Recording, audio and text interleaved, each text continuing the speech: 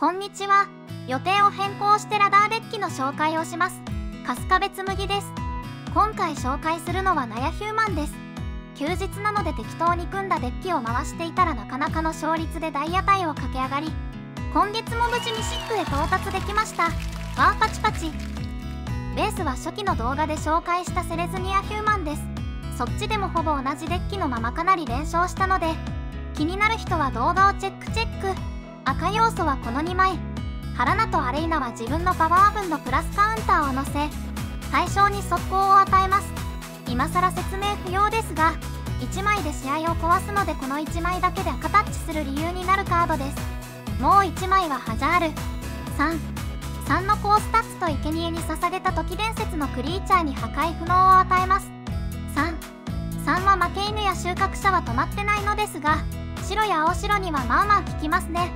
またこのデッキは伝説クリーチャー多めなので、起動能力の方もかなり効いてきます。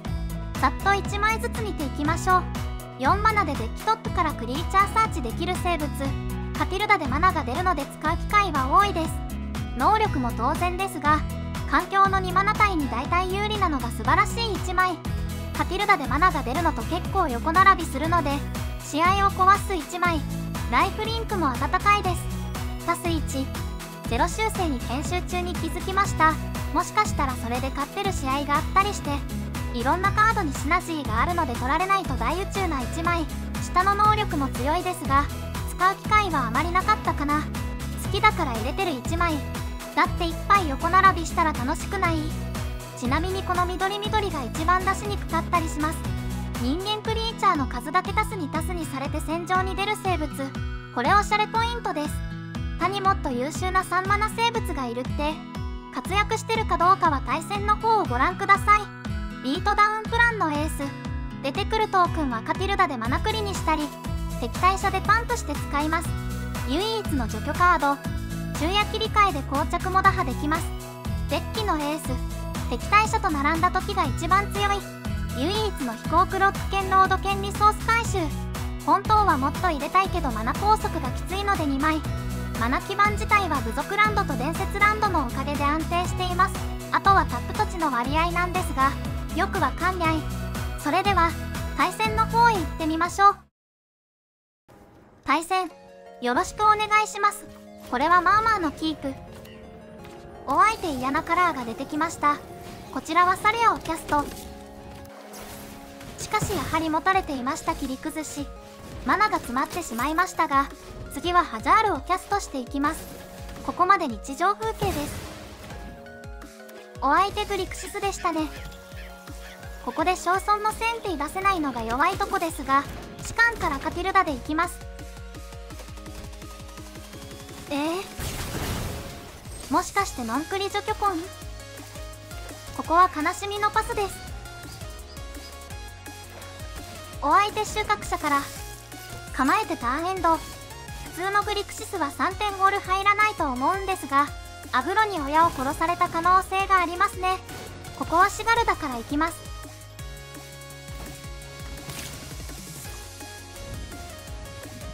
お相手グーワから、さらにグーワ。これあと3ターン中に何もできなきゃ終わりでは。ここで秋の占い師行きます。何と叶ってくれ。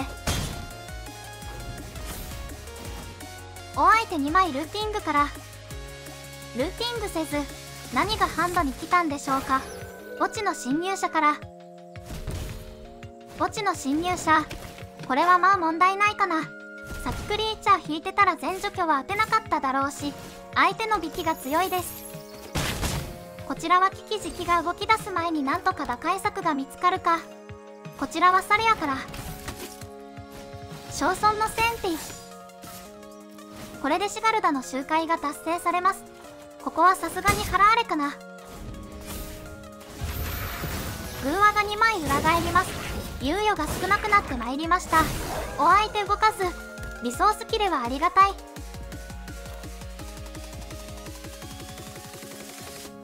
悩みますが、ここはハラーレ行くしかないでしょう。これでシガルダと先手は生き残りそうです。ここ先手アタックはまだ早いかなと思いました。次のターン返しで大食いがアタックする可能性が高いので、収穫者をコピーから、さらに収穫者をコピー。まずはハラーレを取り、占い師を取ります。さらに墓地の侵入者をキャスト。ここの2点原因だけで諦めてくれたら次リーサルですが、ルーティングして、やっぱりアタックしますよね。これ何引いたら勝てるんだ。ここでようやく正村の先兵さんが仕事してくれました。そして承知の通りのトップ土地です。粗暴な聖戦士からハラナとアレイナ。ここはライフ詰めに行くタイミングですね。周回は正村の先兵を引きます。お相手マスブロでライフ守って残り4点。これどことってもあんま意味ないような。なんとなく盤面の枚数減らされるのが嫌かなと思って収穫者を取ります。でもこれ聖戦士落ちるとシガルダが1枚で取れるようになるのでプレリな感じでしたね。でも追加の収穫者が来たので、シガルダ、ハラーレ、聖戦士と3体落とされたら負け角なので、偶然にも正解を引き当てていました。もうあとは単体除去がないことを祈るだけです。敵対者カウンター2個が通れば勝利ですが、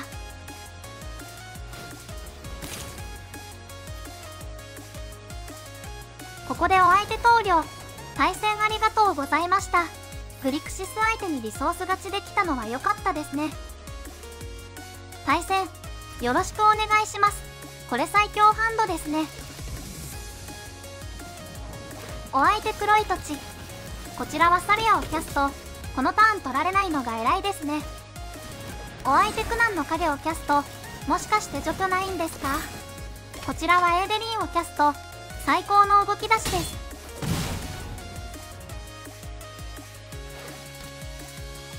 お相手すごく悩んだ末にエーデリンを除去のようです。はい、4マナ目、もうめちゃくちゃになりますよ。お相手墓地の侵入者をキャスト。もう除去なさそうですね。さらに潜伏した工作員をキャスト。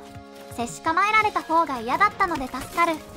こちらは正村の先兵を3マナ7でキャスト。土の勇者も真っ青なマナレシオです。この地味なご褒美のおかげでまず除去されないので、もうあとは一生サイズでマウント取るだけです。お相手は負け犬から工作員をキャスト。はい、またやってきました正村の先兵。おお、すごいぞ、でっかいぞ。このターンじゃ試合は終わらないので、念のためハラーレは残してアタック。9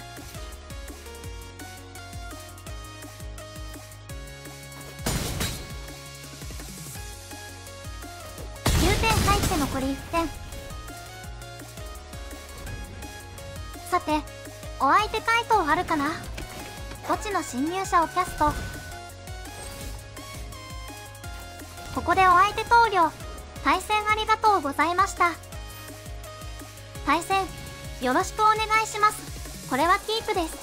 お相手サリアをチラ見せ。軽視デッキですね。じゃあこちらはサリアにサイズ勝ちできるハザールでいきます。お相手聖戦士を使ってくれます。青白の除去は限定的なので序盤で使ってくれるのはありがたいです。こちらは幸運にもマナが出ました。エーデリンをキャストしてエンド。お相手ミュレルが出ますが、こちらも綺麗に4マナ目。ここは当然ハラナとアレイナ、エーデリンでアタックです。4点入って残り16点。お相手動かずターンエンド。昼夜入れ替え狙いかな。こちらは敵対者をキャスト。先制5点分あるため敵対者は殴れませんので、ここはさらにエーデリンを大きくします。あ、放浪大井さんですね。敵対者以外だったら一方取られて試合終わってたところでした。ここは両方ブロックされます。お相手シンベナから古参兵をキャスト。これでまたヒルになります。そのまま殴らずターンエンド。何か打開策が欲しいですね。はい、トップ解決です。君も除去したんだから足も除去してこれでイーブンだよね。エーデリン、おかえり。そしてすぐ殴りに行きましょう。速攻球8はあまりにも強すぎる。もしブロックされてもハザールがいます。10点入って残り6点。お相手トークンを出して、そのままターンエンド。もしかして放浪王が重なってるのかな。そしてここで投了。対戦ありがとうございました。いかがだったでしょうか。ハラーレ強いですね。兵士と黒炭の倒し方という話ですが、マー除去を大量に積むというのは一つの回答です。私が以前に紹介したゼスカイコンや最近流行ってる赤白系の除去コンとかがそれですね。もう一つは地上を膠着した盤面にして相手よりめちゃくちゃすることです。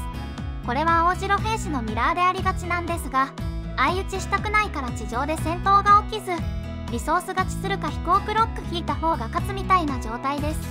この状態に持っていって相手よりめちゃくちゃしたら勝つよねってことです。なので早期にエーデリンや小村の先兵等の巨大な壁を立てて、カティルダや秋の占い師、ハラーレ等で青白よりめちゃくちゃしたら勝つわけです。黒に関する話をすると、最近の黒は軽量除去と軽量クリーチャーでビートダウンするのが主目的なので、序盤からガンガン除去を切ってきます。これはプレミとかじゃなくて、黒のクリーチャーのスタッツが低いからそうしないと勝てないデッキなんです。だから終盤はハラーレとか秋の占い師が案外定着するわけです。シェオルに関しても5まであれば止まるので、あとはリソース勝負というわけです。この分析が合ってるかは分かりませんが、この通り黒には大きく勝ち越しですね。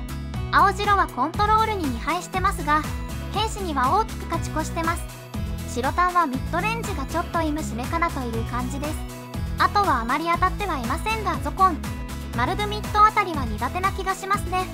このデッキ自体は回数少なめですが、セレズニアヒューマンは先月、今月ともに結構回して、それぞれ大きく勝ってるので人間デッキは強いぞ、と自信を持っておすすめします。